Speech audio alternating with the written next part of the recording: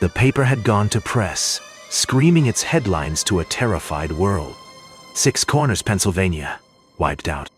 The Amazon Valley, natives fleeing in babbling fear. Death after death, all attributed to the Black Horror.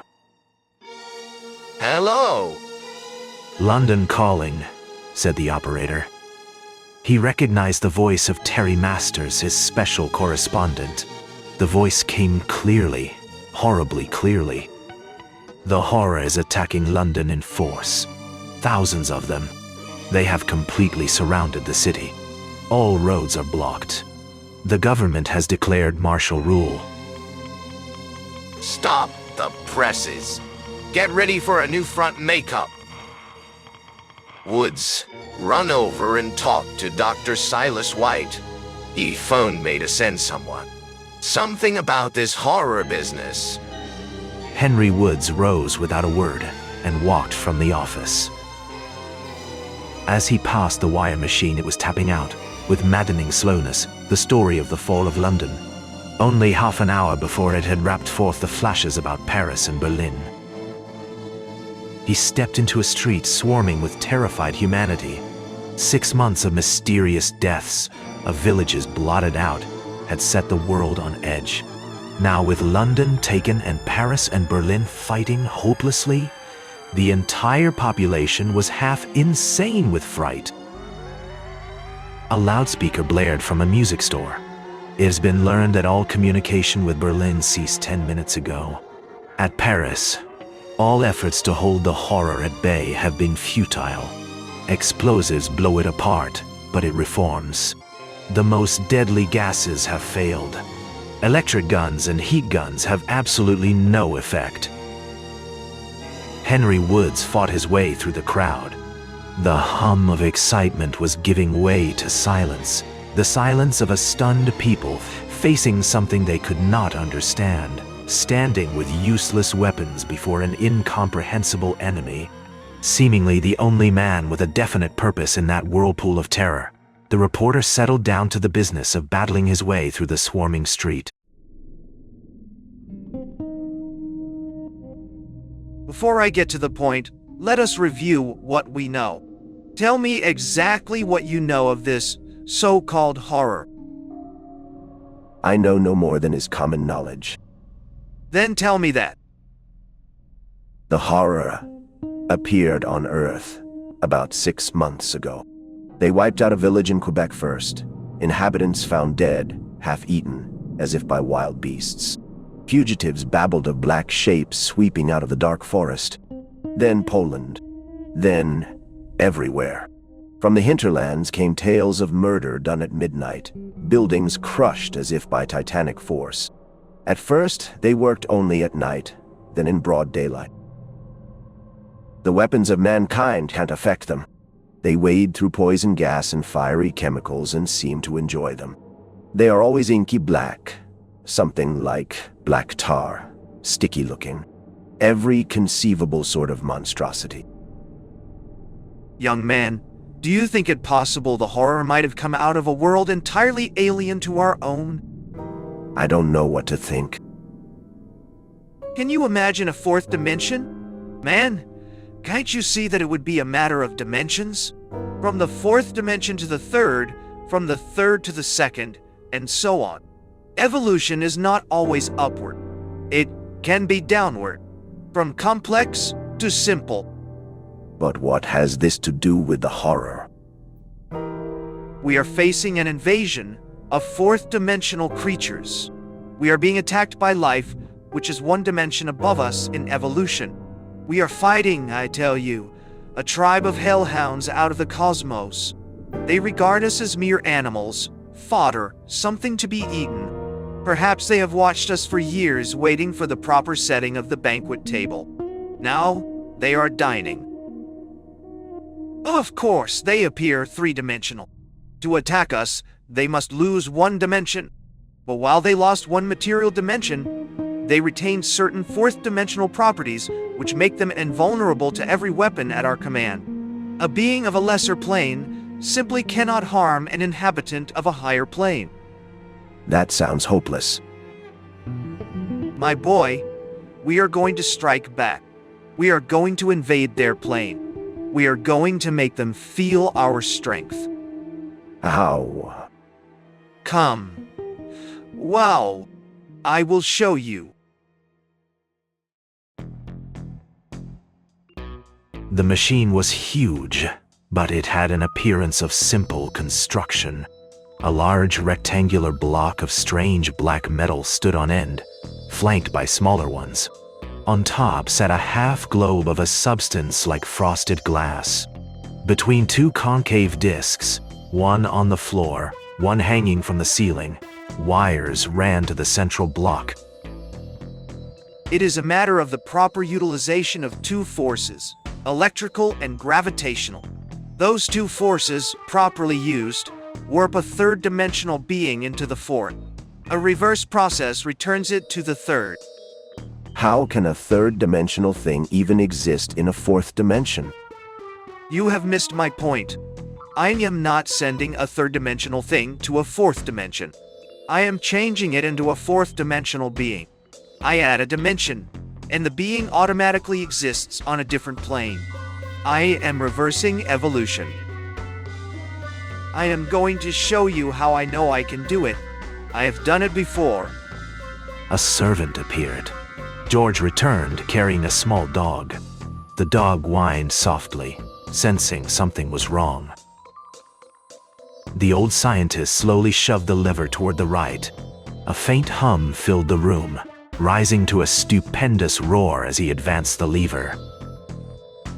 From both discs leaped strange cones of blue light, meeting midway in an hourglass shape of brilliance, hard and brittle, like bars of force. The newspaperman, gazing upon it, felt that terrific power was there. George stepped forward and, with a flip, tossed the little dog into the blue light. The animal could be discerned for a moment through the light, and then it disappeared. Look in the globe. He gasped. In the globe, deep within its milky center, glowed a picture that made his brain reel. It was a horribly distorted projection of an alien landscape, a landscape hardly analogous to anything on Earth. That, sir, is the dog. That was the dog. God knows what it is now. Dr. White pulled the lever back. The roaring died. The light faded. On the lower disc crouched the little dog, whimpering, already forgetting that horrible place. Good dog. I have 98 men ready to be projected into the fourth dimension. They will seek out the entities attacking us and strike back. When do we start? We... Certainly. You don't believe you're going to leave me out of this. This is the greatest story of all time. I'm going as special war correspondent. We will start in exactly 34 minutes. In a line stood the men who were to fling themselves into the light to be warped into another dimension, there to seek out and fight an unknown enemy. 98 adventurers, every one of whom had faced danger before. Some were obviously afraid as they stood before that column of light, with only seconds of the third dimension left to them. 10 seconds. The blue light hissed between the two discs. The room thundered with the roar of the machine. The light had taken on its hardest, most brittle appearance, and its hiss had risen to a scream. 5 seconds. Time up. The tall man stepped forward. His foot reached the disc. Another step and he was bathed in the light. A third and he glimmered momentarily, then vanished. Close on his heels followed the little Cockney. With his nerves at almost a snapping point, Henry moved forward. He was horribly afraid.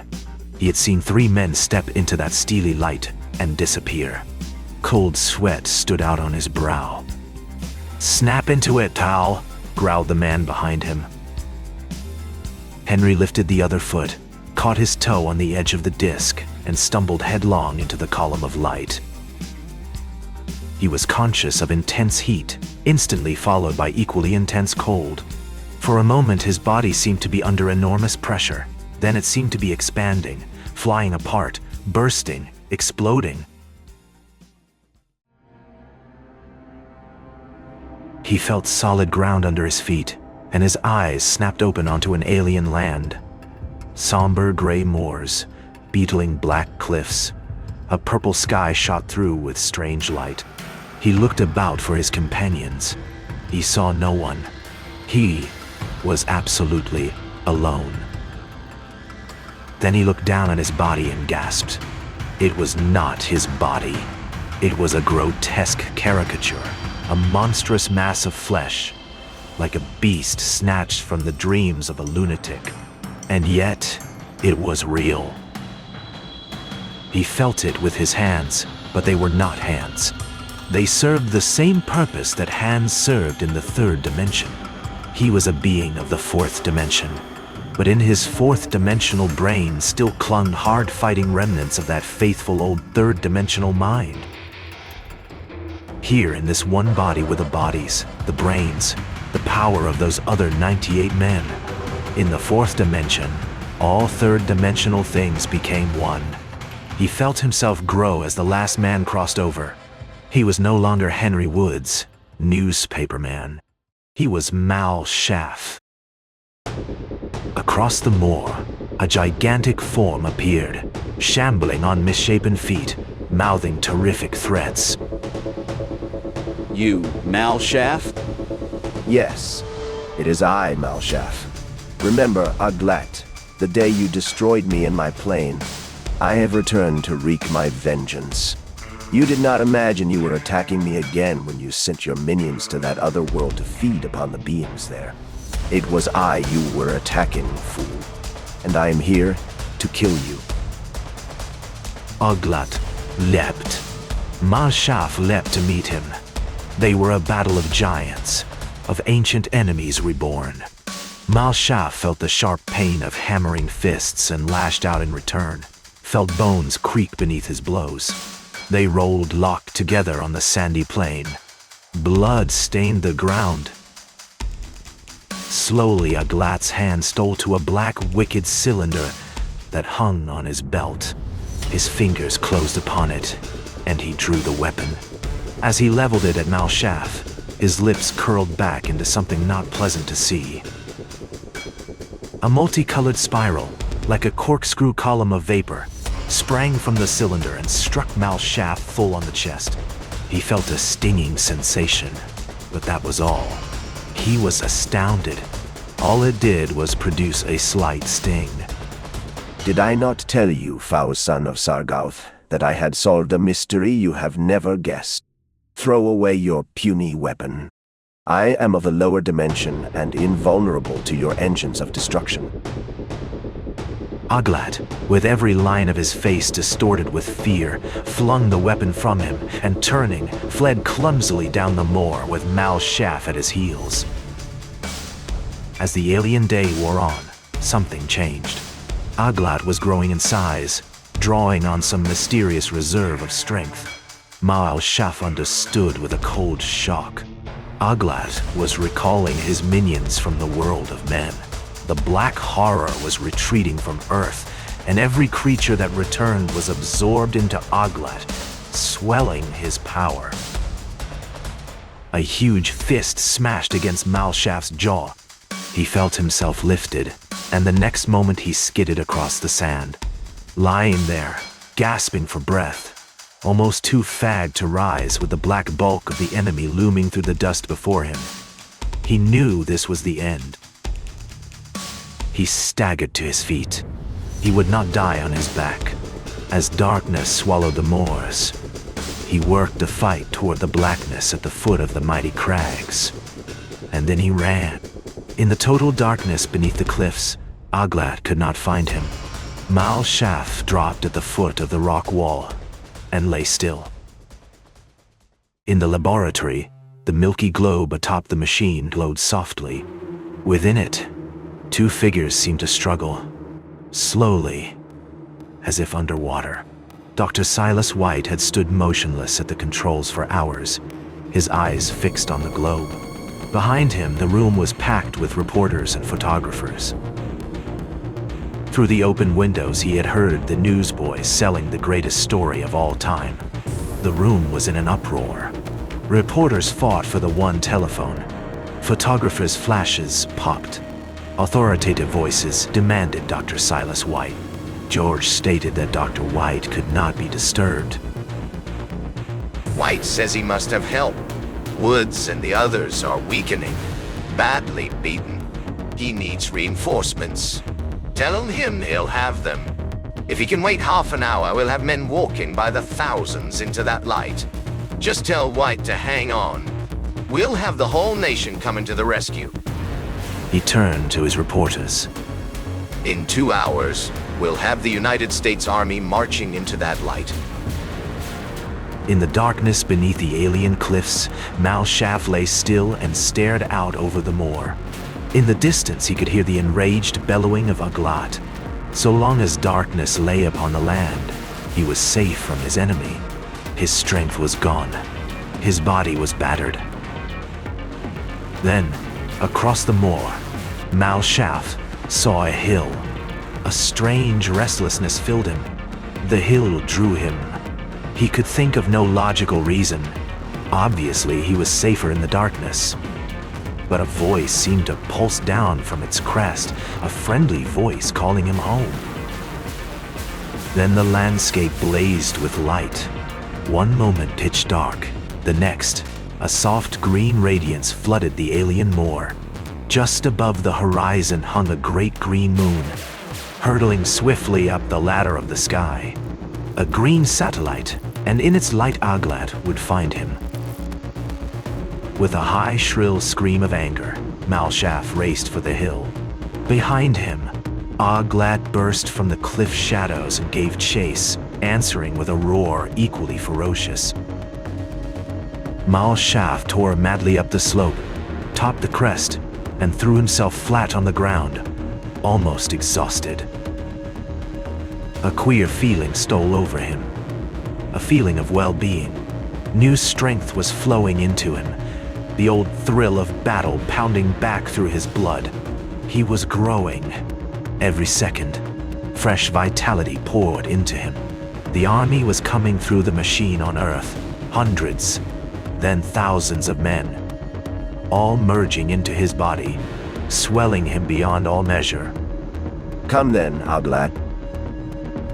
Aglat's lips were flecked with foam. His red eyes were mere slits. His mouth worked convulsively. They were only a few feet apart when Aglat charged. Mal Shaff felt the soft throat of the other under his fingers and his grip tightened. Maddened, Aglat shot terrific blow after blow into Mal Shaff's body. But try as he might, he could not shake the other's grip. Larger and larger grew Mal Shaff, until he overtopped Aglat like a giant.